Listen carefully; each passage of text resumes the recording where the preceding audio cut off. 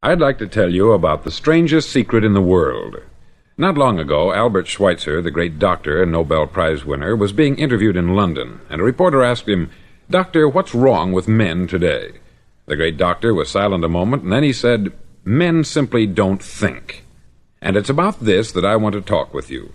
We live today in a golden age. This is an era that man has looked forward, dreamed of, and worked toward for thousands of years. But since it's here, we pretty well take it for granted. We in America are particularly fortunate to live in the richest land that ever existed on the face of the earth, a land of abundant opportunity for everyone. But do you know what happens? Let's take 100 men who start even at the age of 25. Do you have any idea what will happen to those men by the time they're 65? These 100 men who all start even at the age of 25 believe they're going to be successful. If you asked any one of these men if he wanted to be a success, he'd tell you that he did. And you'd notice that he was eager toward life, that there was a certain sparkle to his eye, an erectness to his carriage, and life seemed like a pretty interesting adventure to him.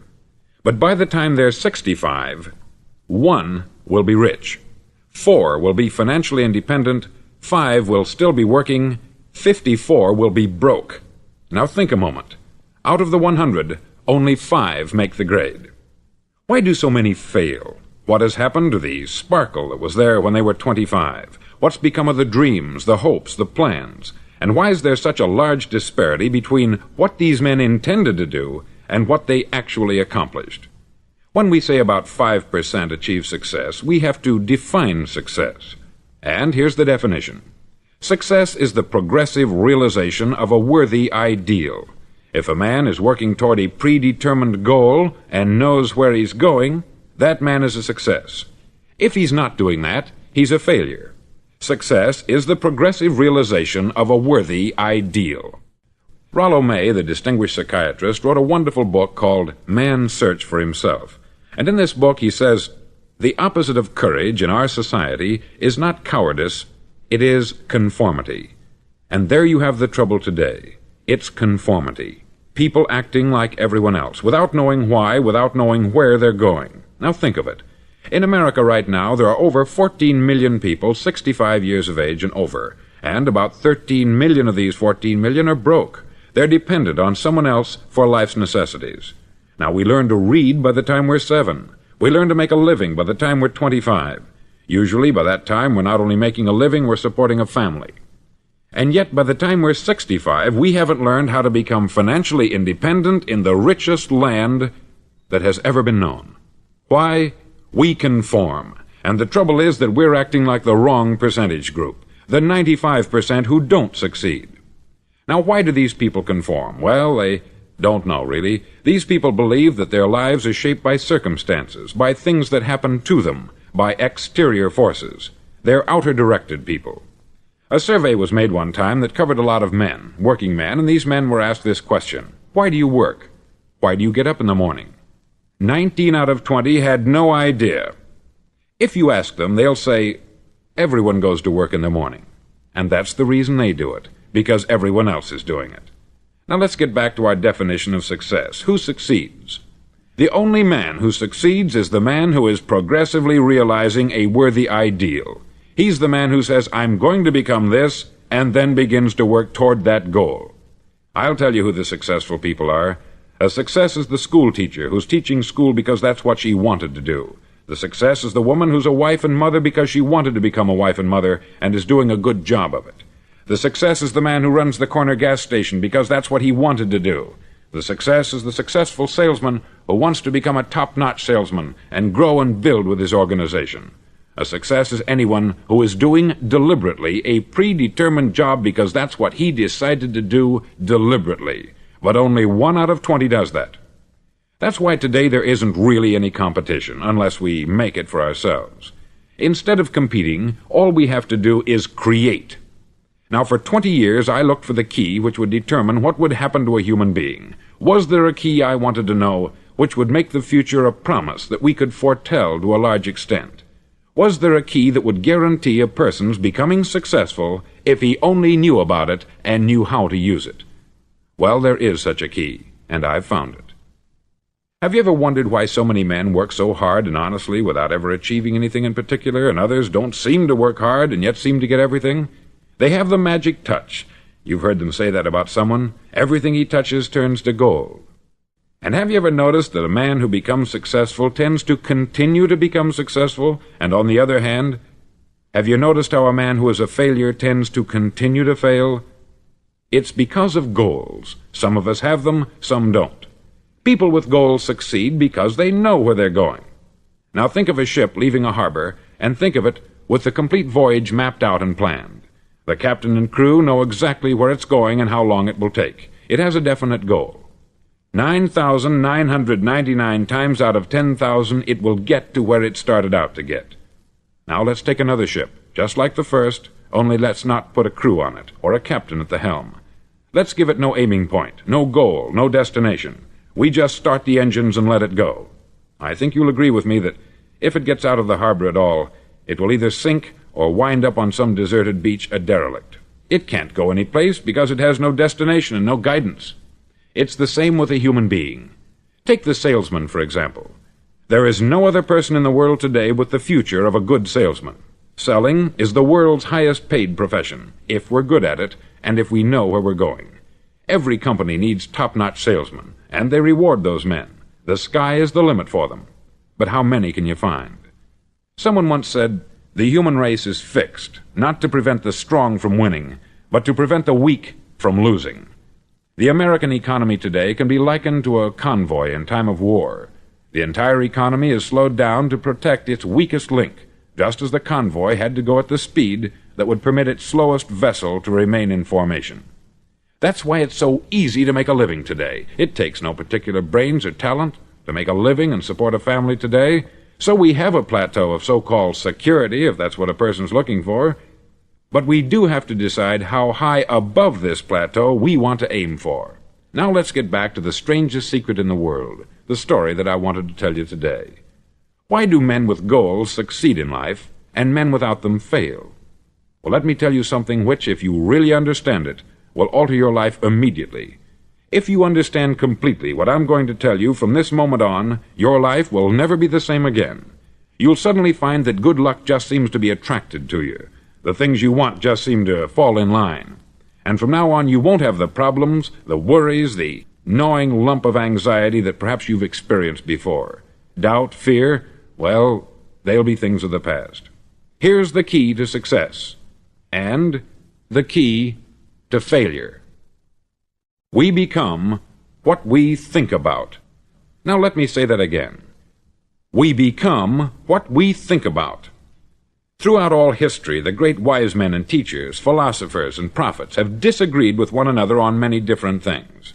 It is only on this one point that they are in complete and unanimous agreement. Listen to what Marcus Aurelius, the great Roman emperor, said. He said, "A man's life is what his thoughts make of it." Disraeli said this, "Everything comes if a man will only wait. I have brought myself by long meditation to the conviction that a human being with a settled purpose must accomplish it, and that nothing can resist a will that will stake even existence for its fulfillment." Ralph Waldo Emerson said this, "A man is what he thinks about all day long."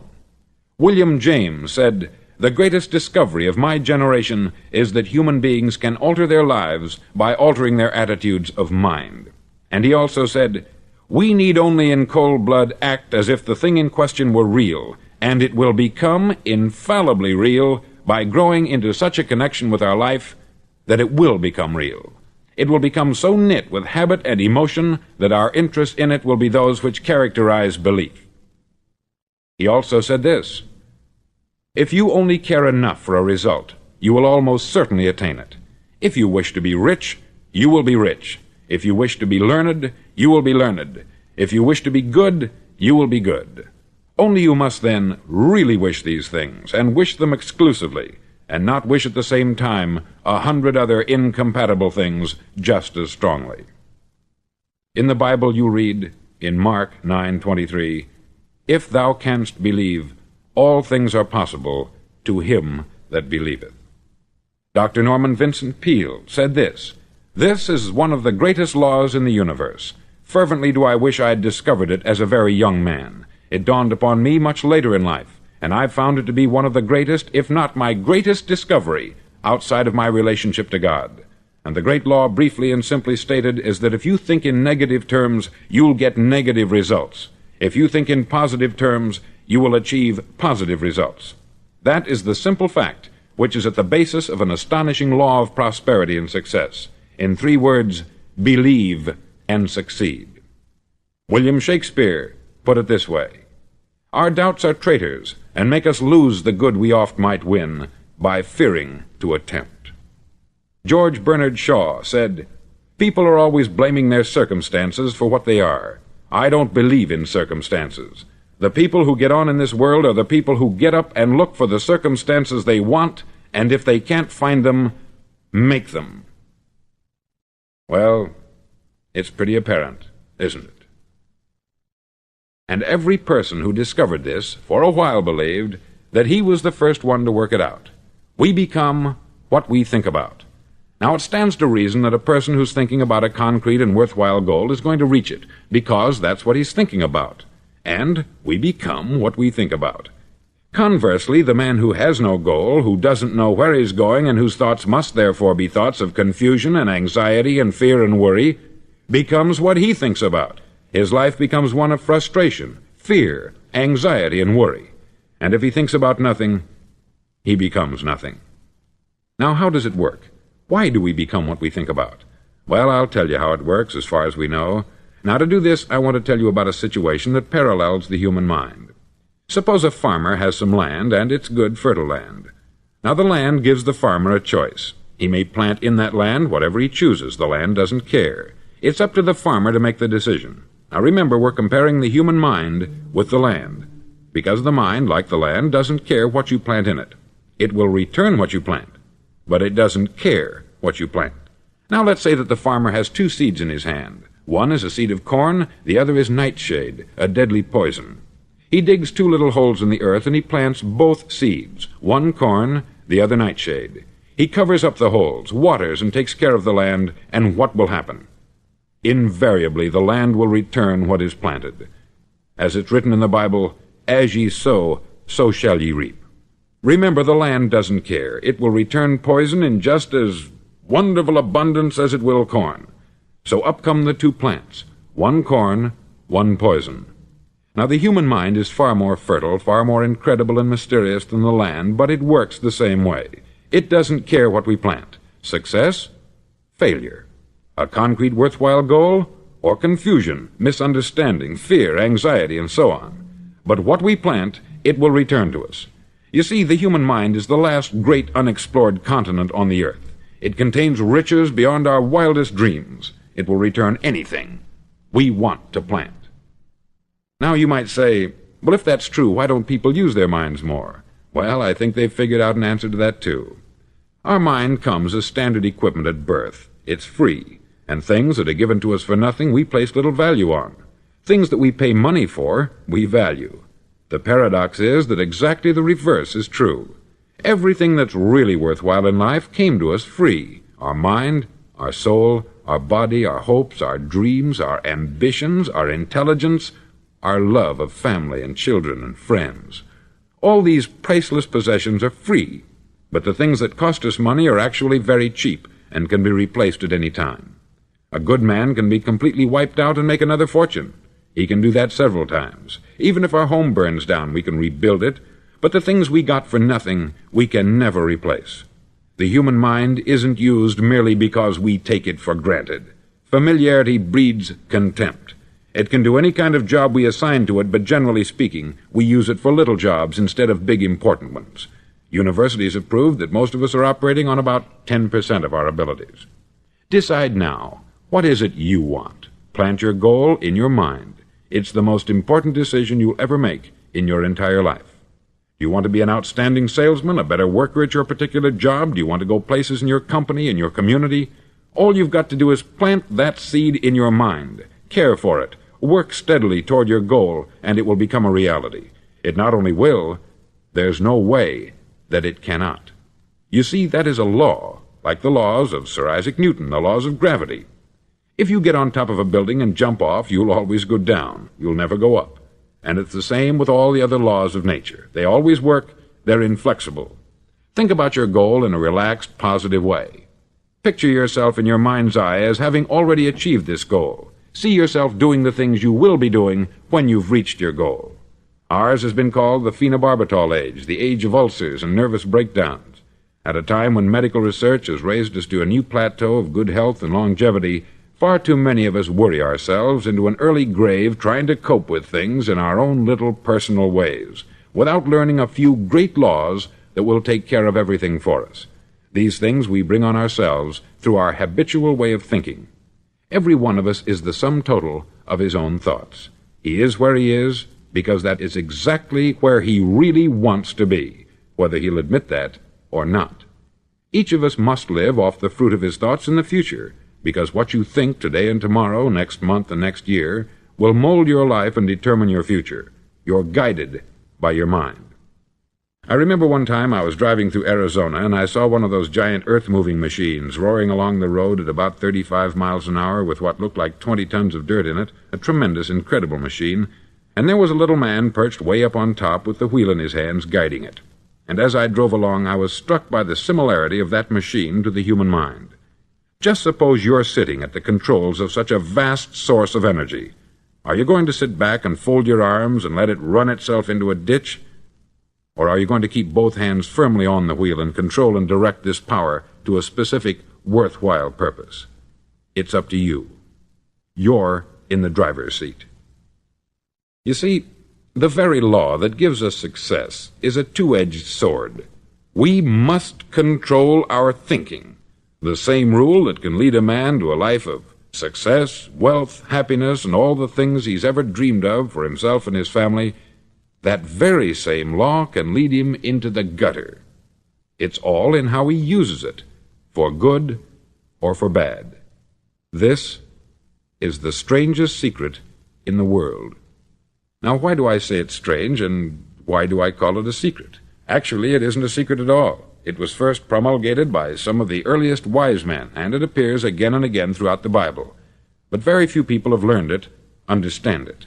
That's why it's strange, and why, for some equally strange reason, it virtually remains a secret. I believe that you could go out and walk down the main street of your town and ask one man after another what the secret of success is, and you probably wouldn't run into one man in a month who could tell you. Now, this information is enormously valuable to us, if we really understand it and apply it. It's valuable to us not only for our own lives, but the lives of those around us, our family, employees, associates, and friends. Life should be an exciting adventure. It should never be a bore. A man should live fully, be alive. He should be glad to get out of bed in the morning. He should be doing a job he likes to do because he does it well. One time I heard Grove Patterson make a speech, the editor-in-chief of the Toledo Daily Blade, and as he concluded his speech, he said something that I've never forgotten. He said something like this: "My years in the newspaper business have convinced me of several things, among them that people are basically good, and that we came from someplace, and we're going someplace. So we should make our time here an exciting adventure. The architect of the universe didn't build a stairway leading nowhere." And the greatest teacher of all, the carpenter from the plains of Galilee, gave us the secret time and time again. "As ye believe, so shall it be done unto you." I've explained the strangest secret in the world and how it works. Now I want to explain how you can prove to yourself the enormous returns possible in your own life by putting this secret to a practical test. I want you to make a test that will last 30 days. Now, it isn't going to be easy. If you'll give it a good try, it will completely change your life for the better.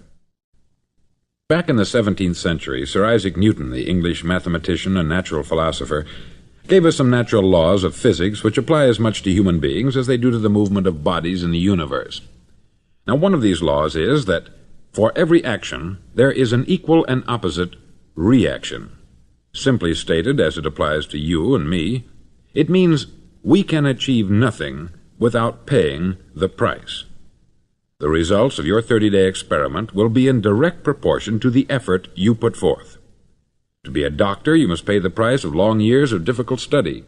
to be successful in selling, and remember that each of us succeeds to the extent of his ability to sell, selling our families on our ideas, selling education in schools, selling our children on the advantages of living the good and honest life, selling our associates and employees on the importance of being exceptional people, to, of course, the profession of selling itself. But to be successful in selling our way to the good life, we must be willing to pay the price. Now, what is that price? Well, it's many things. First, it's understanding emotionally, as well as intellectually, that we literally become what we think about, that we must control our thoughts if we're to control our lives. It's understanding fully that, as ye sow, so shall ye reap. Secondly, it's cutting away all the fetters from the mind and permitting it to soar as it was divinely designed to do. It's the realization that your limitations are self-imposed, and that the opportunities for you today are enormous beyond belief. It's rising above narrow-minded pettiness and prejudice.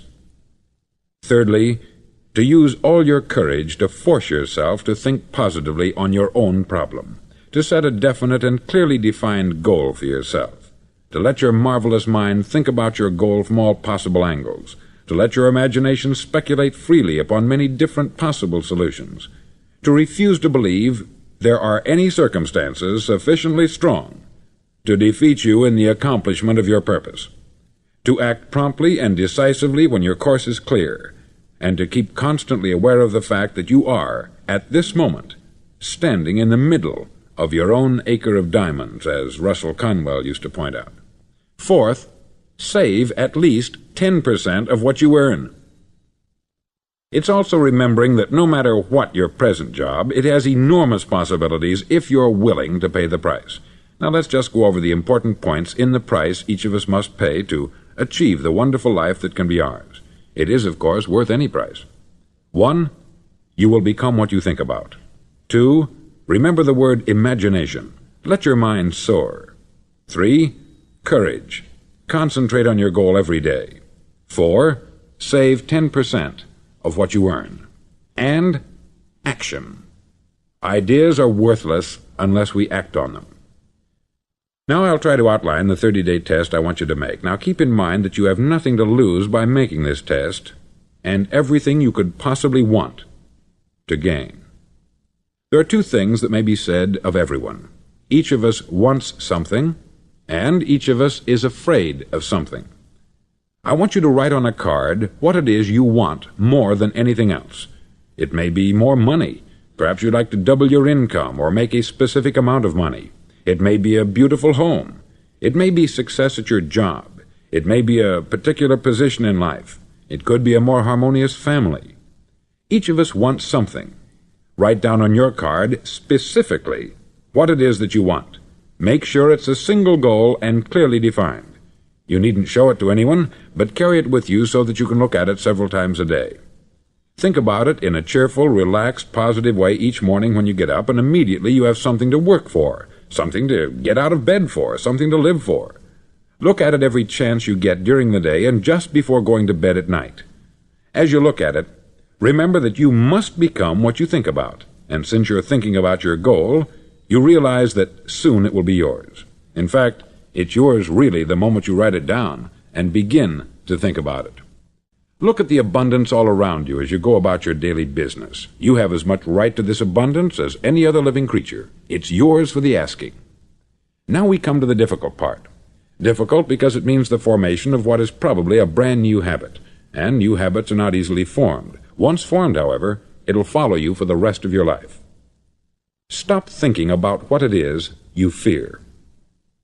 Each time a fearful or negative thought comes into your consciousness, replace it with a mental picture of your positive and worthwhile goal. There will come times when you will feel like giving up. It's easier for a human being to think negatively than positively. That's why only 5% is successful. You must begin now to place yourself in that group. For 30 days you must take control of your mind. It will think only about what you permit it to think. Each day for this 30-day test, do more than you have to do. In addition to maintaining a cheerful, positive outlook, give of yourself more than you've ever done before. Do this knowing that your returns in life must be in direct proportion to what you give. The moment you decide on a goal to work toward, you're immediately a successful person. You're then in that rare and successful category of people who know where they're going. Out of every 100 people, you belong to the top 5.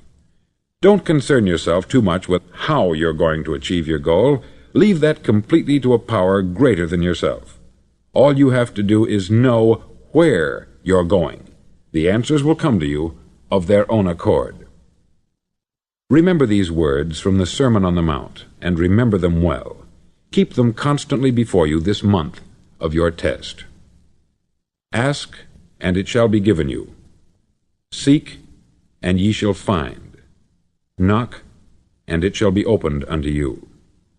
For every one that asketh receiveth, and he that seeketh findeth, and to him that knocketh it shall be opened. It's as marvelous and as simple as that. In fact, it's so simple that in our seemingly complicated world it's difficult for an adult to understand that all he needs is a purpose and faith. For 30 days, do your best. If you're a salesman, go at it as you've never done before, not in hectic fashion, but with the calm, cheerful assurance that time well spent will give you the abundance in return you deserve and want. No matter what your job, do it as you've never done it before for 30 days.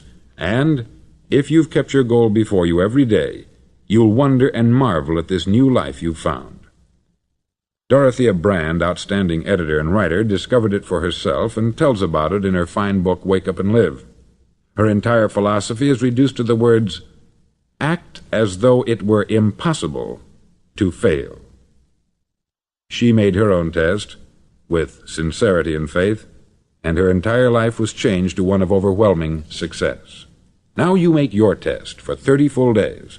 Don't start your test until you've made up your mind to stick with it. You see, by being persistent, you're demonstrating faith. Persistence is simply another word for faith. If you didn't have faith, you would never persist. If you should fail during your first 30 days, by that I mean suddenly find yourself overwhelmed by negative thoughts, you've got to start over again from that point and go 30 more days. Gradually your new habit will form until you find yourself one of that wonderful minority to whom virtually nothing is impossible. Don't forget the card. It's vitally important as you begin this new way of living. On one side of the card, write your goal, whatever it may be. On the other side, write the words we've quoted from the Sermon on the Mount. Ask, and it shall be given you. Seek, and ye shall find. Knock, and it shall be opened unto you. Nothing great was ever accomplished without inspiration. See that during these crucial first 30 days, your own inspiration is kept at a peak. Above all, don't worry. Worry brings fear, and fear is crippling. The only thing that can cause you to worry during your test is trying to do it all yourself. Know that all you have to do is hold your goal before you. Everything else will take care of itself. Remember also to keep calm and cheerful. Don't let petty things annoy you and get you off course. Now, since making this test is difficult, some may say, well, why should I bother? Well, look at the alternative. No one wants to be a failure. No one really wants to be a mediocre individual. No one wants a life constantly filled with worry, fear, and frustration. Therefore, remember that you must reap that which you sow. If you sow negative thoughts, your life will be filled with negative things. If you sow positive thoughts, your life will be cheerful, successful, and positive. Now, gradually, you will have a tendency to forget what you've heard on this record. Play it often. Keep reminding yourself of what you must do to form this new habit.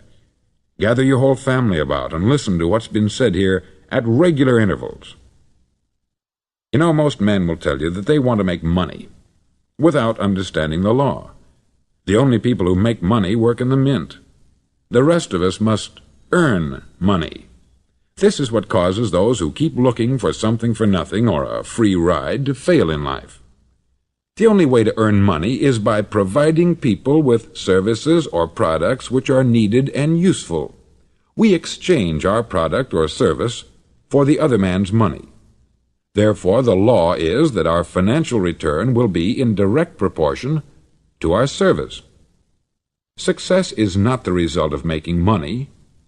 Making money is the result of success, and success is in direct proportion to our service. Most people have this law backwards. They believe that you're successful if you earn a lot of money. The truth is that you can only earn money after you're successful. It's like the story of the man who sat in front of the stove and said to it, "Give me heat, and then I'll add the wood." How many men and women do you know, or do you suppose there are today, who take the same attitude toward life? There are millions. We've got to put the fuel in before we can expect heat. Likewise, we've got to be of service first before we can expect money. Don't concern yourself with the money. Be of service. Build, work, dream, create. Do this, and you'll find there's no limit to the prosperity and abundance that will come to you. Prosperity is founded upon a law of mutual exchange. Any person who contributes to prosperity must prosper in turn himself.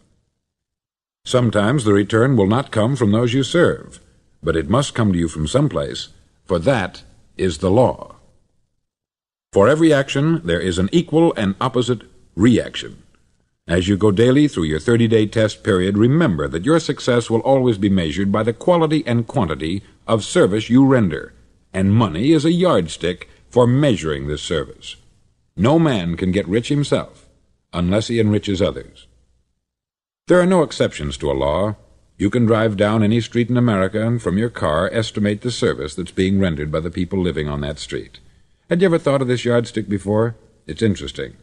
Some, like ministers and priests and other devoted people, measure their returns in the realm of the spiritual, but again, their returns are equal to their service. Once this law is fully understood, any thinking person can tell his own fortune. If he wants more, he must be of more service to those from whom he receives his return. If he wants less, he has only to reduce this service. This is the price you must pay for what you want. If you believe you can enrich yourself by deluding others, you can only end by deluding yourself. It may take some time, but just as surely as you breathe, you'll get back what you put out. Don't ever make the mistake of thinking you can avert this. It's impossible.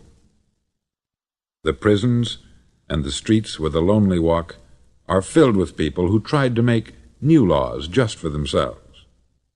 We may avoid the laws of man, but there are greater laws that cannot be broken. An outstanding medical doctor recently pointed out 6 steps that will help you realize success. 1. Set yourself a definite goal. 2. Quit running yourself down. 3.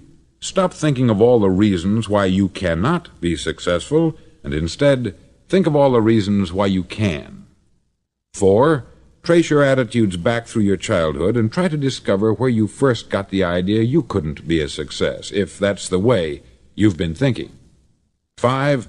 Change the image you have of yourself by writing out a description of the person you would like to be. And 6. Act the part of the successful person you have decided to become. The doctor who wrote those words is a noted West Coast psychiatrist, David Harold Fink, M.D. Do what all experts since the dawn of recorded history have told you you must do. Pay the price by becoming the person you want to become. It's not nearly as difficult as living unsuccessfully. Make your 30-day test. Then repeat it. Then repeat it again. Each time it will become more a part of you until you'll wonder how you could ever have lived any other way. Live this new way, and the floodgates of abundance will open and pour over you more riches than you may have dreamed existed. Money? Yes, lots of it. But what's more important, you'll have peace. You'll be in that wonderful minority who lead calm, cheerful, successful lives. Start today.